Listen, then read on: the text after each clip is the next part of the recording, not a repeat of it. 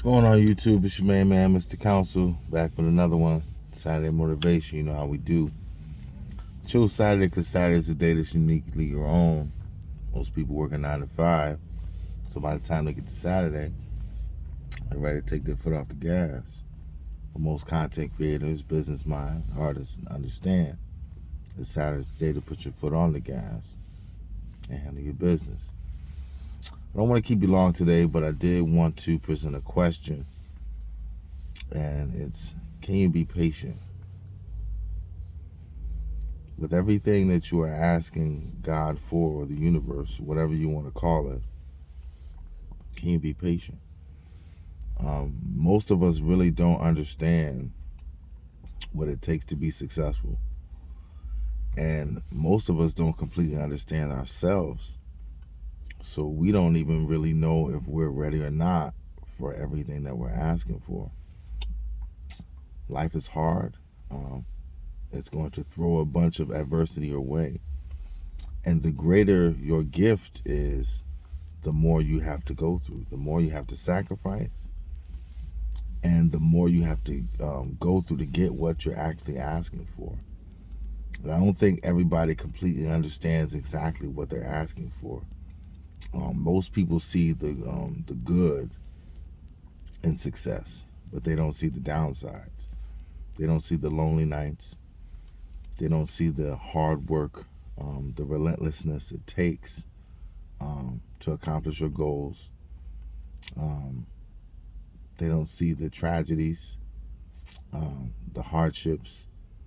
They only focus on the money, the power, and the respect. But when you're trying to accomplish something great, you have to understand that you have to go through great adversity to get it. And I don't know if everybody's prepared for it. I was watching Wonder Woman the other day. It just happened to be on. It's not like I was really into it like that, but I like watching a lot of those types of movies sometimes because they always have these great lessons. And they showed the scene in the beginning where it was a young Wonder Woman. She was still a little girl. She was going through this race, and she was winning the race. She was ahead of the pack. It was just like she was just a cut above the rest. And then she ended up, she was on horseback. She smashed into a tree, fell backwards. And then all of a sudden, she lost her horse, lost her bow. And she was losing. You know, a lot of the people, a lot of her competitors had passed her. And so she had stopped to think, what could she do? And she found a shortcut. So she took the shortcut. She was able to get back in the lead, and just so happened she caught up with the horse that ran away from her, and she was back in the lead again, and she was so happy, and she was heading toward the end of the race. She was about to win, and I think it was her mother or grandmother, I'm not sure because I didn't see it completely from the beginning, snatched her off the horse and just snatched her out the race. And she got so upset, she was so distraught because she figured that, you know, she had gone through adversity, and she took a shortcut. She felt probably inside that she had found another way. You know, a lot of times, you know, you think you find another way, you did something great, and you're ahead of the pack again. But she said, you're not ready to win. She said, you cannot be the winner because you're not ready to win. As soon as I heard that line, I had to write it down. She said, you cannot be the winner because you are not ready to win. She also said there is no shame in that. And she also said that no hero is born of lies. No true hero is born of lies. That was one of the most powerful things I heard in a long time. You cannot be the winner because you're not ready to win. She didn't say you won't ever be the winner.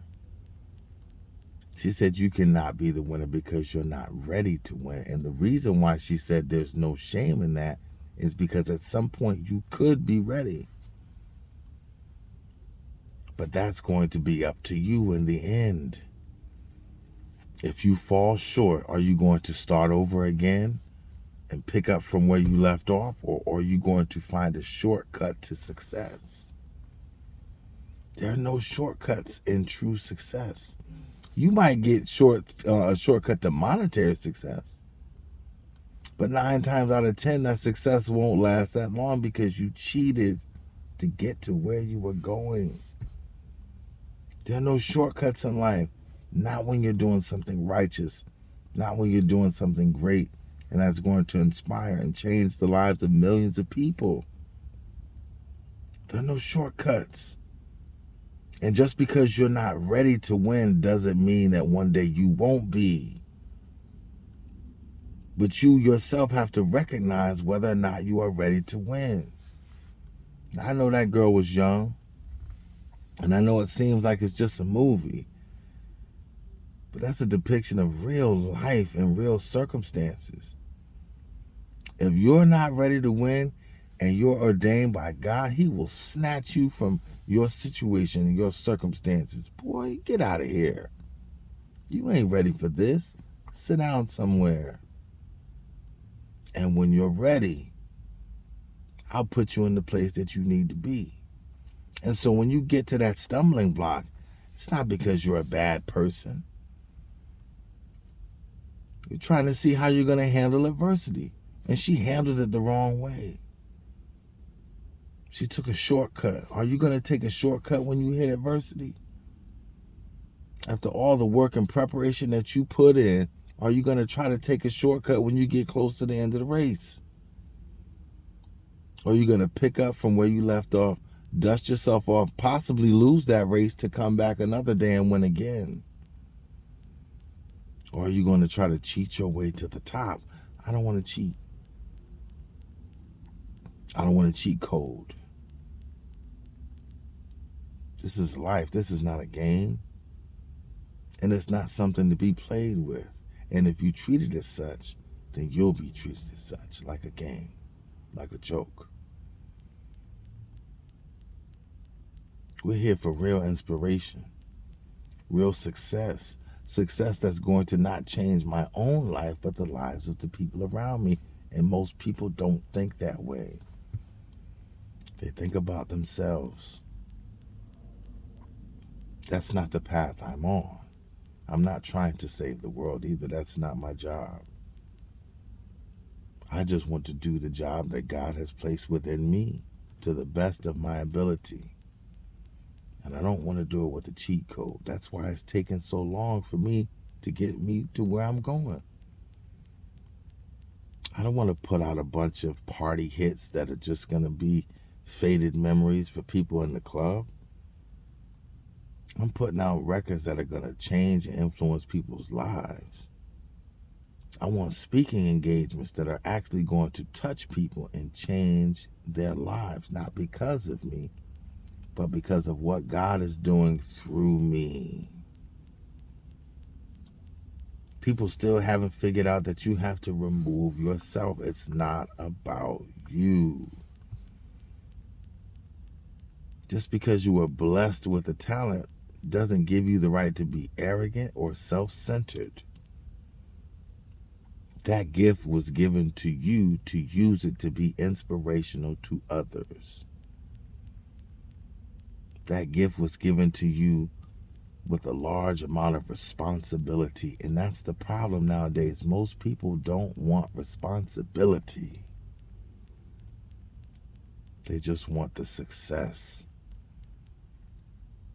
They don't want to go through the pain and the downsides of everything that you have to go through to get that success and even maintain it once you've established it. Because it has nothing to do with you. You are just a vessel at the end of the day. And so how are you going to use yourself? Are you going to be an inspiration to others or just yourself in your small circle? I'm not here to judge. That question is for you, not for me to answer, because I have my own questions to answer on the inside of me. But most times we can't win because we're not ready to win, and we don't recognize that. We just want the glory that comes with winning. and not the pain of the stripes that have to go on our back to get it. So I don't want a cheat code. I want to work for my success. I want to grind for my success, because the grind is building me to be a man that I never thought I could be. And I'm proud of that. No matter how much money, even if I die poor, I'm proud of the man that I'm becoming. Can you say that in the midst of your journey? Are you proud of who you're becoming? And I'm using the word becoming because I'm not there yet. I still have a lot of work to do, a lot of growing to do, a lot of discipline to attain. But I'm getting there. So understand, when I come to you on these Saturdays, I'm coming to you to inspire vessels of God. People who have true purpose, that are not just going to satisfy themselves at the end of the day. Those of us who want to be servants, serve our brothers and sisters, inspire our brothers and sisters, and lift each other up. That's what I'm here to do. I'm not here to brag. I'm not here to boast. I'm not here to talk about the things that I've gotten, the things that I've done. I'm not here to do that. I'm not here to be a braggart. That's not why I'm here. Even when I gain a certain level of monetary success, I'm not here to brag about it. I want God to use me the way He sees fit. And He's doing so. And He's building me in the process.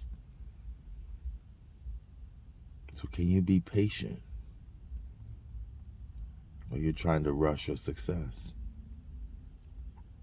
Because if you try to rush, you're going to skip steps. You're going to cheat.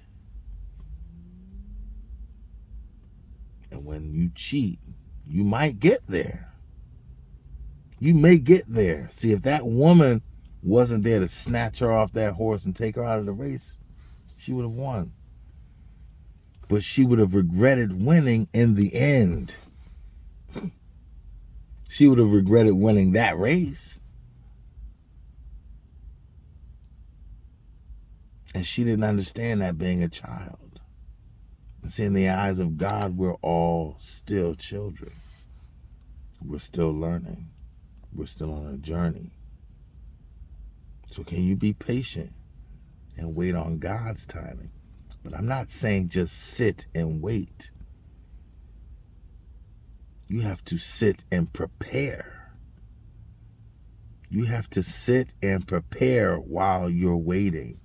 So when your moment comes, you can step into the space where God needs you and be effective.